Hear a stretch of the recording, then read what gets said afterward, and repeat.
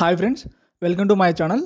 So ఏపీలో paramedical, BPT, ఎంఎల్టీకి సంబంధించి counselling ఎప్పుడు స్టార్ట్ చేస్తారు, ఒకవేళ స్టార్ట్ చేస్తే ఏ సైడ్లో స్టార్ట్ చేస్తారు, అలానే కౌన్సిలింగ్కి సంబంధించి అంటే ఎవరెవరు అప్లై చేసుకోవచ్చు అంటే, సో కౌన్సిలింగ్ మనం అప్లై చేసుకోవాలంటే సో ఓన్లీ ఇంటర్ పాస్ అయితే చాలా, లేదంటే ఎంసెట్ క్వాలిఫై ఉండాలా, సో ఇది కాకుండా అడిషనల్ ఏమైనా క్వాలిఫికేషన్ ఉండాలా. సో వీటి గురించి ఇప్పుడు డీటెయిల్గా తెలుసుకుందాం.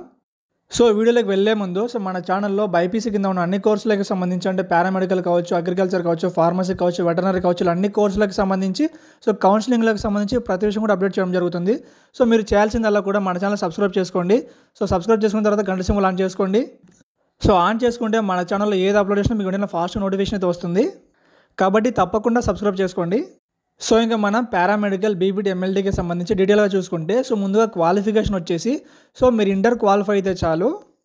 సో చాలామందికి ఉన్న డౌట్ ఏంటంటే సో పారామెడికల్కి, బీపీటీకి, ఎంఎల్టీకి అప్లై చేసుకోవాలంటే సో ఖచ్చితంగా ఎంసెట్ క్వాలిఫై ఉండాలంటే నాకు ఇంత ర్యాంక్ వచ్చింది ఎంసెట్లో, నేను బీపీటీకి, పారామెడికల్కి, ఎంఎల్టీకి క్వాలిఫై అవుతానా లేదని చెప్పేసి అడుగుతున్నారు అనమాట. సో దీనికి సంబంధించి నేను చెప్పేది ఏంటంటే సో మీరు ఇంటర్ క్వాలిఫై ఉండాలి. ఎలా అంటే మీరు ఓన్లీ ఎంసెట్ రాకుండా ఇంటర్ క్వాలిఫై అయిపోయినా చాలు. సో అలా కాకుండా మీరు ఇంటర్ క్వాలిఫై అయ్యి సో ఎంసెట్ రాసి అందులో ర్యాంక్ వచ్చి మీరు అలా కూడా అప్లై చేసుకోవచ్చు అనమాట. ఎలా అంటే ఇక్కడ మీకు రెండు రకాలుగా అయితే మీకు ఆప్షన్ అయితే ఉంటుందన్నమాట. అంటే మీరు ఎంసెట్ రాయకుండా ఓన్లీ ఇంటర్ క్వాలిఫై అయిపోయినా అప్లై చేసుకోవచ్చు. అలా కాకుండా మీరు ఇంటర్లో క్వాలిఫై అయ్యి ఎంసెట్ రాసి అందులో మీకు ర్యాంక్ వచ్చినా మీరు అలా కూడా అప్లై చేసుకోవచ్చు అనమాట. ఇవే కాకుండా ఇంకా వేరే క్వాలిఫికేషన్ చూసుకుంటే సో ఇంటర్లో వచ్చేసి మీరు vocational course with bridge course of biological science and physical సైన్స్లో క్వాలిఫై అయినా మీరు అప్లై చేసుకోవచ్చు. ఇంకా ఫైనల్గా ఏపీ ఓఎస్ఎస్లో మీరు బయోలాజికల్ సైన్స్ అండ్ ఫిజికల్ సైన్స్లో క్వాలిఫై అయితే మీరు అప్లై చేసుకోవచ్చు అనమాట. ఈ విధంగా మనకి పారామెడికల్, బీపీటీ, ఎంఎల్టీకి సంబంధించి 4 టైప్స్ ఆఫ్ క్వాలిఫికేషన్ మనకి అవైలబుల్ అయితే ఉంది.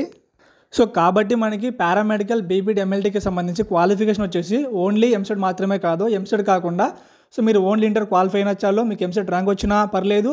సో అలా కాకుండా మీరు ఇంటర్ వొకేషనల్ చేసినా పర్లేదు. అలానే ఫైనల్గా ఏపీ ఓఎస్ఎస్లో క్వాలిఫై అయినా చాలన్నమాట. ఈ విధంగా మనకి డిఫరెంట్ క్వాలిఫికేషన్ అవైలబుల్ ఉంది.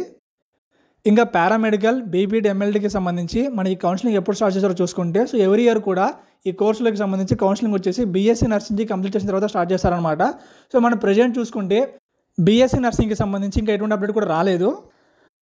సో బీఎస్సీ నర్సింగ్కి వచ్చేసి మేబీ ఆగస్ట్ ఎండింగ్లో స్టార్ట్ చేయొచ్చు అనమాట.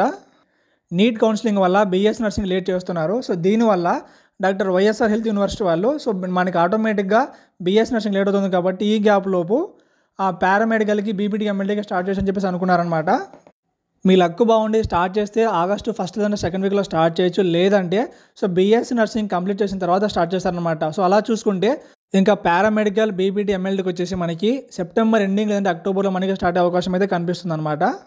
సో ఓవరాల్గా చెప్పేదంటే ఒకవేళ ఆగస్టులో మిస్ అయితే పారామెడికల్కి, బీపీటీ, ఎంఎల్టీకి వచ్చేసి డైరెక్ట్గా మనకి సెప్టెంబర్లో మనకి అప్డేట్ అయితే రావచ్చు. అంటే ఎప్పుడు స్టార్ట్ చేయాలని చెప్పేసి అప్డేట్ అయితే మనకి ఇస్తారనమాట. ఒకవేళ ఈ గ్యాప్లోపు ఈ కోర్సులకు సంబంధించి ఏ చిన్న ఇన్ఫర్మేషన్ వచ్చినా మీకు మన ఛానల్ అప్డేట్ చేస్తాను. సో ఇది ఫ్రెండ్స్ ఏపీలో పారామెడికల్, బీపీటీ, ఎంఎల్టీకి సంబంధించి కౌన్సిలింగ్కి సంబంధించి అలానే ఎలిజిబిలిటీకి సంబంధించి అప్డేట్ అనమాట.